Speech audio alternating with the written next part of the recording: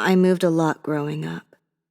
By the time freshman year of high school came around, I had moved 7 or so times and was about a year and a half into my most recent move. I had found a pretty close group of friends in middle school, and we all went to high school together. I met him through one of those close friends. They were in band together, and even though he was almost 4 years older than us, we welcomed him into our group. Sam was easily twice my size, tall and heavy-set, and originally kind of intimidating. Although I was never afraid of large men before him, lesson learned. I had a kind of bad home life, and I spent as much time as I could at school, sometimes hanging around the school campus until 6 or 7 at night with this friend group. 3 of us lived in the same direction, and we would walk the half-hour trip together until our paths split.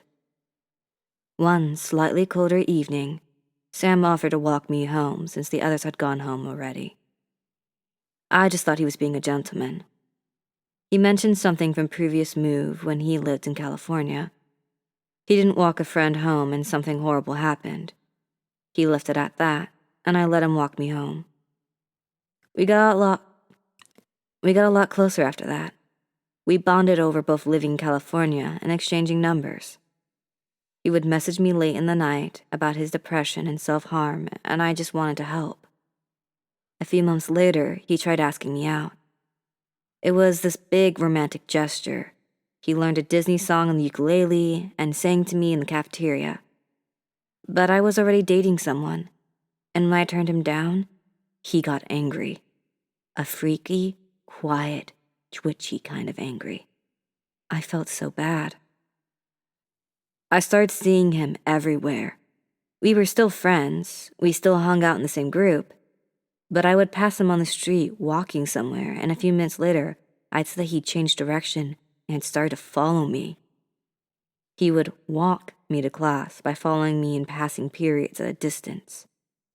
I started to minimize the group time we spent together, and he would follow me more. I had friends meet me at each class and walk me to my next one because I felt unsafe. He knew where I lived. Then he started to talk.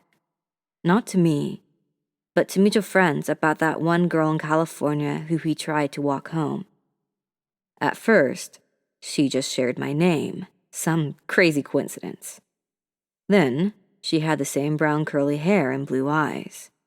And every time he rambled about her, she became more and more like me.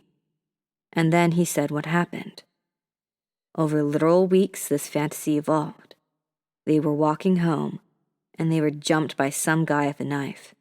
It was a robbery gone wrong on her birthday, January 24th, my birthday, and she died horribly, and he couldn't react in time. She bled out in his arms.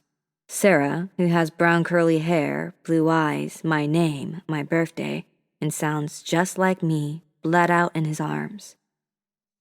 Each retelling added more and more detail, and this guy with his sick fantasy about my death would follow me around and knew where I lived. My boyfriend was abusive, mentally and physically, but I stayed as close to him as I could whenever I could, because if the worst happened, I knew for sure he would throw a punch. I never felt safe at school or in our little town walking home from school in the dark. One day at school, he had a breakdown, freaked out, and ran out of school in a panic. I was sent after him, and I found him curled up on the floor. I got closer. I knew about his anxiety and depression, and my safety aside, I wanted to make sure he was okay. It was then that he told me this horrifying story that I'd been hearing from mutual friends, with added details. We had been walking home from a concert in California. We passed a dark alley, and a homeless man came out with a rusty knife and asked for anything valuable. I fumbled for my phone. I didn't have anything else on me, and he thought I was calling the cops. He stabbed me. Once, twice, again, and again, and Sam stood there horrified. He saw red and grabbed a broken glass near my body and attacked the homeless man. He killed him with his own knife. He told me he killed someone. My stalker killed someone. It didn't matter how messed up he was anymore. I didn't care if it was fantasy or real. I didn't care how it would affect his mental health anymore. I wanted to go to the police. I was scared for my life. My friends convinced me to go to the school counselor first. That morning, we went and told them everything. The stalking, the stories, how he admitted to murder, and that was the reason they moved from California.